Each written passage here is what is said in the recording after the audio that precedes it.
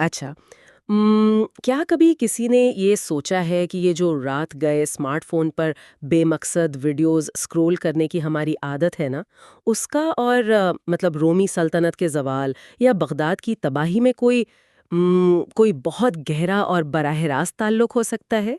ہم بظاہر تو یہ بات انتہائی عجیب لگتی ہے نا۔ بالکل، مطلب ہم جب بھی تہذیبوں کے مٹنے کی بات کرتے ہیں تو ذہن میں وہی بڑی بڑی جنگیں، قلعوں کی تباہی اور بیرونی حملہ آوروں کی فوجیں ہی آتی ہیں۔ ہاں یہ تو ہے، ہماری سوچ ہی ویسی بن گئی ہے۔ صحیح، لیکن آج کے اس تفصیلی جائزے میں ہم جس موضوع کی گہرائی میں جا رہے ہیں نا، وہ اس روایتی سوچ کو بالکل الٹ دیتا ہے۔ میں بہت ایکسائٹڈ ہوں اس حوالے سے۔ اور ہونا بھی چاہیے، یہ ٹاپک ہے ہی اتنا دلچسپ۔ بالکل، تو ہم کچھ ایسے نوٹس اور افکار کا تفصیلی جائزہ لے رہے ہیں جو یہ ثابت کرتے ہیں کہ انسانوں اور تہذیبوں کا زوال کسی میدان جنگ میں نہیں، بلکہ ہمارے روزمرہ کے انفرادی فیصلوں اور مائنڈ سیٹ میں شروع ہوتا ہے۔ اور میرے خیال میں یہی اس موضوع کی سب سے دلچسپ بات ہے۔ ہم آج جن نوٹس کو بنیاد بنا رہے ہیں نا، وہ محمد فاروق راشد صاحب کی ایک انتہائی فکر انگیز تحریر سے لیے گئے۔ جی، جو کہ بحریہ ماڈل اسکول میں اردو کے استاد ہیں۔ بالکل، اور انہوں نے انسانوں اور تہذیبوں کے سفر کو ایک فطری چکر کے طور پر پیش کیا ہے۔ مطلب وہ بتاتے ہیں کہ ہر تہذیب اور در حقیقت ہر انسان کی زندگی 4 بنیادی مراحل سے گزرتی ہے۔ خود مختاری، ارتقاء، عروج اور زوال، صحیح؟ جی ہاں، بالکل۔ لیکن دیکھیے، یہ کوئی الگ الگ خانے یا چیپٹرز نہیں ہیں کہ آپ نے ایک کو بند کیا اور دوسرا شروع ہو گیا۔ اچھا، تو یہ آپس میں جڑے ہوئے ہیں؟ 100%۔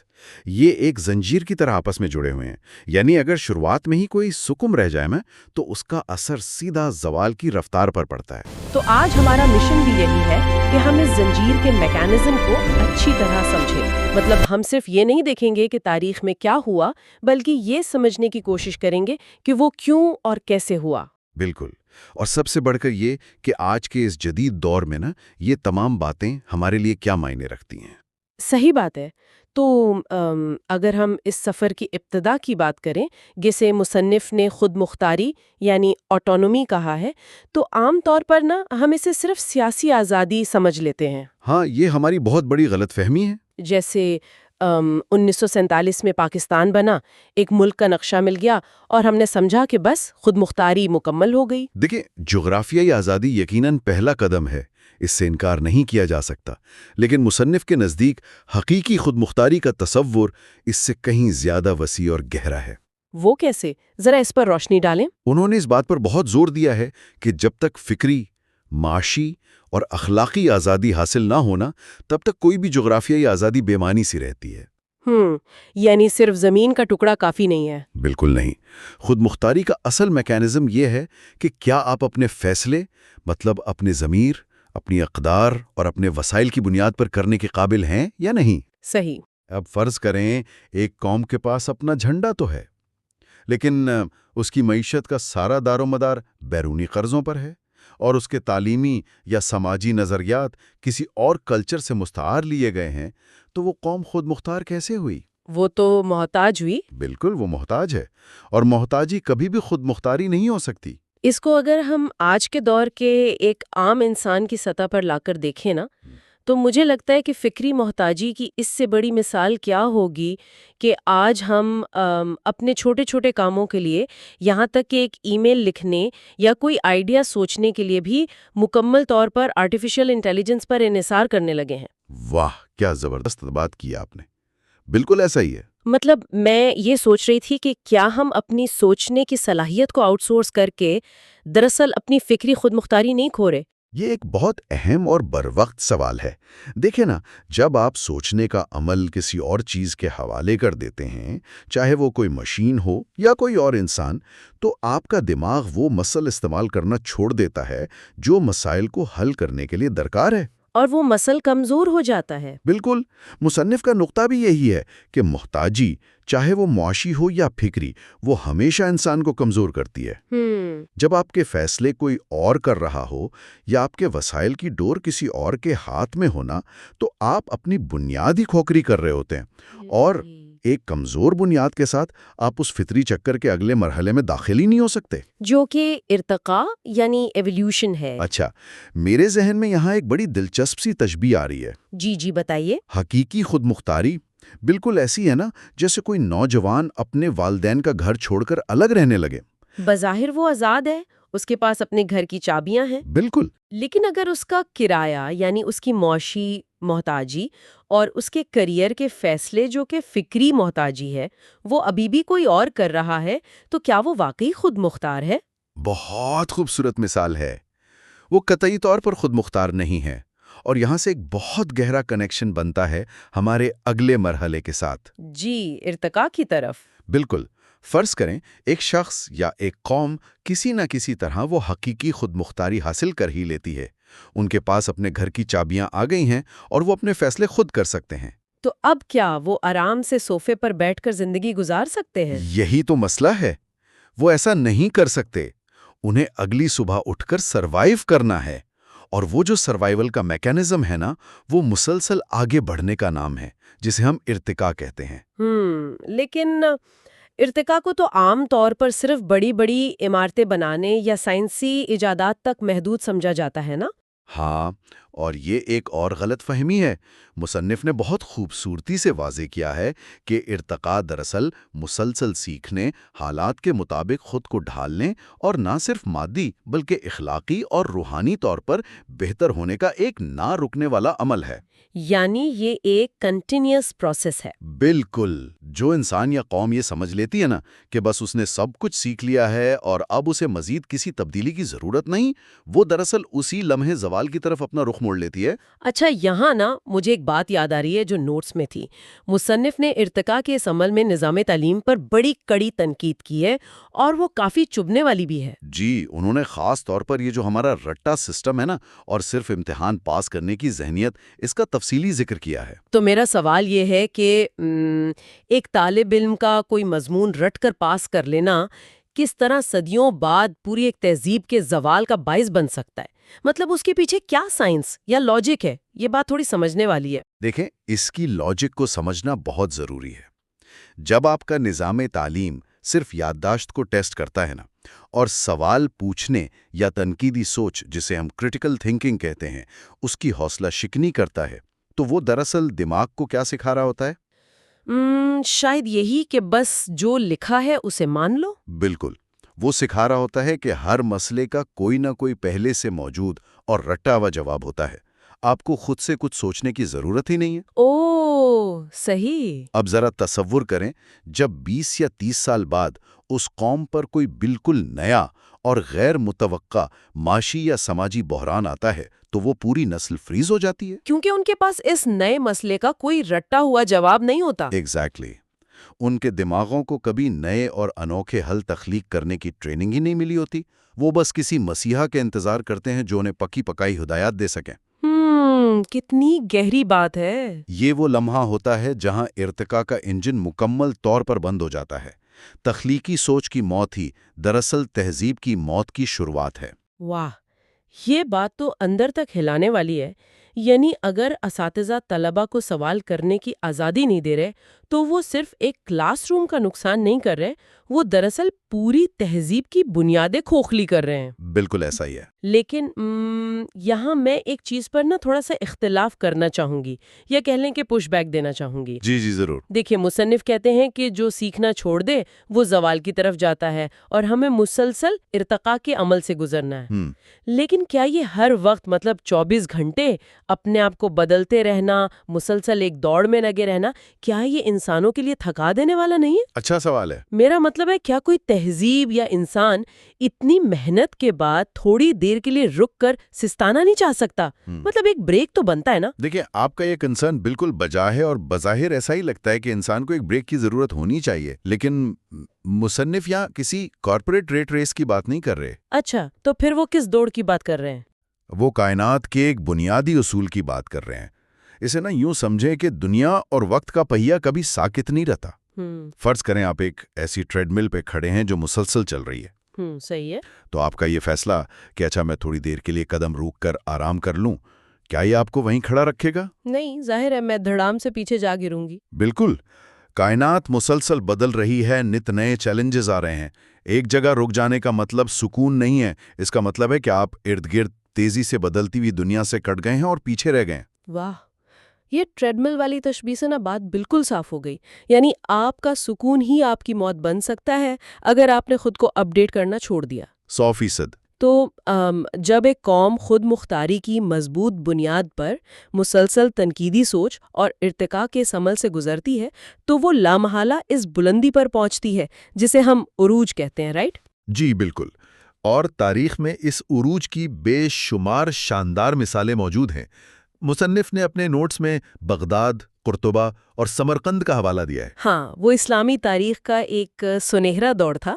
اگر ہم صرف بغداد کے بیت الحکمت یعنی ہاؤس آف وزڈم کی بات کریں نا، تو وہ ایک ایسا وقت تھا جب مسلمان حقیقتاً دنیا کی رہنمائی کر رہے تھے۔ بالکل۔ دنیا بھر سے مختلف مذاہب اور ثقافتوں کے اسکالرز وہاں اکٹھے ہوتے تھے۔ وہ یونانی فلسفے کا ترجمہ کر رہے تھے، الجبرا ایجاد کر رہے تھے، طب میں نئی دریافتیں کر رہے تھے۔ اور یہ سب ارتقاء کا نتیجہ تھا نا؟ بالکل، وہ عروج محض کوئی دولت کا یا وسائل کا نہیں تھا، بلکہ وہ اسی مسلسل فکری ارتقاء اور کھلی سوچ کا نتیجہ تھا۔ لیکن عروج کی سب سے بڑی ٹریجڈی یہ ہے کہ یہ کبھی بھی مستقل نہیں ہوتا۔ جب آپ پہاڑ کی بالکل چوٹی پر پہنچ جاتے ہیں نا، تو وہاں سے ہر راستہ نیچے کی طرف ہی جاتا ہے۔ بالکل، یہی قدرت کا قانون ہے۔ تو سوال یہ پیدا ہوتا ہے کہ یہ زوال یعنی نیچے کی طرف کا سفر شروع کیسے ہوتا ہے؟ کیا اچانک کوئی دشمن آ کر حملہ کر دیتا ہے اور سب ختم ہو جاتا ہے؟ تو دیکھیں، تاریخ ہمیں بتاتی ہے کہ زوال کبھی بھی اچانک نہیں آتا، اور نہ ہی یہ صرف بیرونی حملوں کا نتیجہ ہوتا ہے۔ زوال نہ ایک دیمک کی طرح ہے جو اندر ہی اندر کھوکھلا کرتی ہے۔ تو یہ دیمک لگتی کیسے ہے؟ ہوتا یہ ہے کہ جب کوئی قوم عروج پر پہنچتی ہے نا، تو اس کے پاس بے پناہ وسائل اور آسانیاں آ جاتی ہیں۔ یہ آسانیاں اکثر اوقات ایک کمفرٹ زون پیدا کر دیتی ہیں۔ یعنی وہ ٹریڈ مل پر آرام کرنے والی بات۔ بالکل وہی بات۔ اور اسی کمفرٹ زون سے نا غرور جنم لیتا ہے۔ وہ سوچنے لگتے ہیں کہ اب ہم ناقابل تسخیر ہیں، اب ہمیں مزید کچھ نیا سیکھنے یا خود کو بہتر بنانے کی ضرورت ہی نہیں ہے۔ صحیح۔ مصنف نے زوال کی جو علامات بتائی ہیں، جیسے اخلاقی گراوٹ، بدعنوانی، علم سے دوری اور باہمی اختلافات، یہ سب دراصل اسی غرور اور غفلت کا نتیجہ ہے۔ رومی سلطنت ہو یا مغلیہ دور، سب کی کہانی یہی ہے۔ اس پورے پروسیس کو سمجھنے کے لیے نا میرے ذہن میں ایک تشبیہ آ رہی ہے، ایک ورلڈ کپ جیتنے والی سپورٹس ٹیم کی۔ اچھا، وہ کیسے؟ دیکھیں، جب ایک ٹیم سالوں کی محنت کر کے ورلڈ کپ جیت لیتی ہے، وہ چیمپئن بن جاتی ہے، یہ ان کا عروج ہے۔ لیکن جیسے ہی وہ عروج پر پہنچتے ہیں، عروج کے نشے اور غرور میں ان کی ٹریننگ کم ہو جاتی ہے۔ ان کا ارتقاء رک جاتا ہے۔ بالکل، وہ سوچتے ہیں ہم تو بیسٹ ہیں۔ پھر ٹیم کے اندر باہمی اختلافات شروع ہو جاتے ہیں کہ کیپٹن کون بنے گا، اور بالآخر وہ بکھر جاتے ہیں۔ اگلا ورلڈ کپ وہ بری طرح ہارتے ہیں۔ یہ ایک بہترین اور انتہائی مطالعے کا مثال دیا آپ نے۔ اور اگر آپ غور کریں نا، تو بڑی بڑی ٹیکنالوجی کمپنیز کے ساتھ بھی یہی ہوتا ہے۔ جی بالکل، جیسے وہ بلین ڈالر کمپنیز بننے کے بعد پروڈکٹ پر فوکس چھوڑ کر اس بات پر لڑنے لگتی ہیں کہ کس کا کیبن بڑا ہونا چاہیے، اور پھر کوئی نئی ٹیکنالوجی آتی ہے اور وہ تاش کے پتوں کی طرح بکھر جاتی ہے۔ ایگزیکٹلی۔ وہ اس لیے تباہ نہیں ہوئیں کہ ان پر کسی نے حملہ کیا تھا، وہ اس لیے تباہ ہوئیں کیونکہ ان کے اندر کا فکری ارتقاء رک گیا تھا۔ ان کا غرور ہی ان کی سب سے بڑی کمزوری بن گیا۔ بالکل صحیح کہا۔ اب یہاں سے نا ہم اپنی ڈسکشن کے اس حصے کی طرف آتے ہیں جو شاید سب سے زیادہ چشم کشا ہے۔ جی۔ یہ تمام تاریخی باتیں، رومی سلطنت اور قرطبہ کے قصے، یہ بظاہر تو ہم سے بہت دور لگتے ہیں، ہم سوچتے ہیں کہ ہمارا ان سے کیا واسطہ، لیکن مصنف نے نا اس پورے چکر کو کھینچ کر آج کے گلوبل ولیج اور ہمارے ٹیکنالوجی کے دور میں لا کھڑا کیا ہے۔ ہاں، اور یہ وہ حصہ ہے جسے سمجھنا آج کی نسل کے لیے سب سے زیادہ ضروری ہے۔ بالکل، مصنف نے ایک بہت سخت وارننگ دی ہے کہ اگر ہم نے ٹیکنالوجی کے اس دور میں اپنا کردار نہ سمجھا تو ہم کبھی خود مختاری کی طرف واپس نہیں جا سکیں گے۔ مصنف کا وہ نقطہ انتہائی اہم ہے جہاں وہ کہتے ہیں کہ آج کے دور میں اگر ہم ٹیکنالوجی کو سمجھے بغیر اور اس پر کنٹرول حاصل کیے بغیر محض ایک صارف یعنی صرف ایک کنزیومر بن کر رہ گئے نا، تو ہم دراصل ذہنی اور معاشی غلامی کا شکار ہو جائیں گے۔ یعنی ہم واپس اسی پہلے مرحلے سے بھی پیچھے چلے جائیں گے، محتاجی کی طرف۔ بالکل۔ آج کے دور میں خود مختاری کا مطلب صرف اپنی زمین کی حفاظت نہیں ہے، بلکہ اپنے ڈیٹا، اپنی سوچ اور اپنے ٹیکنالوجیکل انفراسٹرکچر کی حفاظت بھی ہے۔ صحیح بات ہے۔ اب آپ خود سوچیں، اگر دنیا کی چند بڑی کمپنیاں یہ فیصلہ کر رہی ہیں کہ آپ نے صبح اٹھ کر کیا دیکھنا ہے، کیا سوچنا ہے اور کیا خریدنا ہے، تو پھر آپ کی فکری خود مختاری تو صفر ہو گئی نا؟ بالکل، ہم تو ان کے الگورتھم کے غلام بن گئے۔ یہ بات سیدھی جا کر ہمارے اس اسمارٹ فون والے رویے سے جڑتی ہے جس کا ہم نے شروع میں ذکر کیا تھا۔ جی ہاں۔ اور مصنف نے یہ بھی واضح کیا ہے کہ یہ چاروں مرحلے، خود مختاری، ارتقاء، عروج اور زوال، یہ صرف ملکوں یا بڑی بڑی تہذیبوں پر لاگو نہیں ہوتے، بلکہ یہ مجھ پر اور آپ پر، ہر انفرادی شخص پر بھی لاگو ہوتے ہیں۔ ایک طالب علم یا ایک پروفیشنل بھی بالکل اسی سائیکل سے گزرتا ہے۔ اور اس کی وجہ بڑی سادہ سی ہے، کیونکہ نا معاشرے کی اپنی کوئی الگ سے فزیکل باڈی تو نہیں ہوتی۔ ظاہر ہے۔ معاشرہ تو دراصل اس کے افراد کے فیصلوں کا ہی مجموعہ ہوتا ہے۔ اگر ایک معاشرے کے افراد محنتی ہیں، تنقیدی سوچ رکھتے ہیں اور مسلسل سیکھنے کے عمل میں شامل ہیں، تو وہ معاشرہ خود بخود عروج کی طرف جائے گا۔ لیکن اگر افراد نے محنت کرنا چھوڑ دیا، ہاں، اگر وہ آسانیوں کے عادی ہو گئے ہیں، ان کا مطالعہ اور تحقیق ختم ہو گئی ہے، تو وہ جو انفرادی زوال ہے نا، وہ مل کر پوری قوم کا زوال بن جاتا ہے۔ تو اس تناظر میں دوبارہ اسی سوال کی طرف آتی ہوں جو شاید اب ہر سننے والے کے ذہن میں آ رہا ہوگا۔ جی پوچھیے۔ فرض کریں ایک شخص اپنا دن بھر کا فارغ وقت اسمارٹ فون پر دوسروں کی بنائی بھی ریلز، ویڈیوز اور میمز دیکھنے میں گزار دیتا ہے، جو کہ آج کل بہت عام ہے۔ جی بالکل۔ وہ شخص کچھ بھی تخلیق نہیں کر رہا، کچھ نیا نہیں سیکھ رہا، وہ صرف اور صرف ایک کنزیومر بنا ہوا ہے۔ تو کیا ہم مصنف کی تھیوری کی روشنی میں یہ کہہ سکتے ہیں کہ وہ شخص اپنی انفرادی خود مختاری کھو چکا ہے اور اس نے رضاکارانہ طور پر اپنے زوال کا انتخاب کر لیا ہے؟ بغیر کسی شک کے 100% ایسا ہی ہے، کیونکہ دیکھیں نا، جب آپ اپنا سارا وقت اور انرجی صرف دوسروں کا تیار کردہ مواد ہضم کرنے میں صرف کر رہے ہیں، تو آپ کی اپنی تخلیقی صلاحیت کہاں گئی؟ وہ تو ختم ہو رہی ہے۔ بالکل۔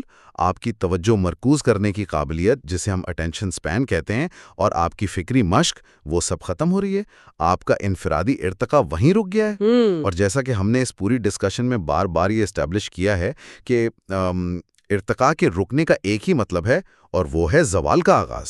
یہ تو ہے۔ ہم اکثر بیٹھ کر روتے ہیں نا کہ ہماری تہذیب زوال پذیر ہے، لیکن ہم یہ نہیں دیکھتے کہ ہم روزانہ 6 گھنٹے اسکرین کے سامنے بیٹھ کر اس زوال میں اپنا انفرادی حصہ ڈال رہے ہیں۔ اف، یہ کتنا خوفناک لیکن حقیقت پر مبنی تجزیہ ہے۔ مطلب یہ پوری ڈسکشن خود مختاری سے لے کر ارتقاء تک اور پھر عروج کے بعد زوال کے اسباب، ایسا لگ رہا ہے سب کچھ ایک دھاگے میں پرویا ہوا ہے۔ بالکل۔ اگر ہم ان تمام باتوں اور ان تمام ماخذات کا خلاصہ ایک وسیع تر تناظر میں نکالنا چاہیں تو ہم کیا نتیجہ اخذ کر سکتے ہیں؟ دیکھیں، اگر ہم ان تمام پہلوؤں کو سمیٹیں نا، تو سب سے بڑا سبق ہمیں یہ ملتا ہے کہ یہ چاروں مراحل ایک فطری اور تاریخی حقیقت ضرور ہے، جی، لیکن انسان اور قومیں تاریخ کے ہاتھوں مجبور محض نہیں ہیں۔ یعنی یہ کوئی ایسی تقدیر نہیں ہے جسے بدلا نہ جا سکے۔ بالکل بھی نہیں۔ ہمیں یہ اختیار دیا گیا ہے کہ ہم کس راستے کا انتخاب کرتے ہیں۔ اگر ہم علم، مسلسل تحقیق اور اخلاقی اقدار کی پاسداری کا راستہ چنتے ہیں تو ہم عروج کے سفر کو جاری رکھ سکتے ہیں۔ صحیح۔ لیکن دوسری طرف اگر ہم نے کمفرٹ زون، غفلت، شارٹ کٹس اور محض صارف بنے رہنے کا راستہ چنا تو پھر تاریخ کے قانون کسی کے لیے نہیں بدلتے۔ زوال ہمارا ناگزیر مقدر بن جائے گا۔ یعنی ہم اس تاریخی چکر کو اپنی مرضی، اپنی محنت اور اپنے شعور سے کسی حد تک کنٹرول کر سکتے ہیں۔ جی بالکل۔ آج کے اس تفصیلی جائزے نے نا واقعی تاریخ کو صدیوں پرانی کتابوں سے نکال کر ہمارے ڈرائنگ رومز اور ہمارے ہاتھوں میں موجود سمارٹ فونز تک پہنچا دیا ہے۔ ہم تاریخ کے خاموش تماشائی نہیں ہیں، ہم خود تاریخ بنا رہے ہیں یا اسے بگاڑ رہے ہیں۔ یہی اس پوری گفتگو کا نچوڑ ہے۔ بالکل۔ لیکن اس سے پہلے کہ ہم آج کی اس ڈسکشن کو سمیٹیں، میں سب کے لیے ایک ایسا سوال چھوڑ کر جانا چاہوں گی جو ہماری آج کی اس ساری گفتگو کے بعد ایک قدم اور آگے کی سوچ ہے۔ جی۔ ہم نے دیکھا کہ تاریخ ہمیں بار بار وارننگ دیتی ہے، اور اگر ہم نہ بدلیں تو ہم بھی ماضی کے ان قصوں کا حصہ بن جائیں گے۔ لیکن ذرا سوچئے، آج کے اس ٹیکنالوجی کے دور میں جہاں ہم صرف کنزیومر بن کر رہ گئے ہیں، کیا واقعی ہمارا زوال کسی بیرونی حملے یا کسی جنگ کے ذریعے آئے گا؟ یا پھر کیا یہ ممکن ہے کہ ہم یوں ہی اپنی اسکرینوں کو گھورتے ہوئے ایک ورچوئل دنیا میں گم، مکمل بے خبری کے عالم میں خاموشی سے خود اپنا زوال مکمل کر لیں گے اور ہمیں اس کا احساس تک نہیں ہوگا؟ آج اسی لمحے ہم اپنی چھوٹی چھوٹی عادتوں سے اور اپنے انفرادی فیصلوں سے تاریخ کے اس چکر کا کون سا مرحلہ چن رہے ہیں؟ یہ وہ سوال ہے جس کا جواب ہمیں اپنے اندر تلاش کرنا ہے۔ آج کے لیے بس اتنا ہی، اس پر سوچئے گا ضرور۔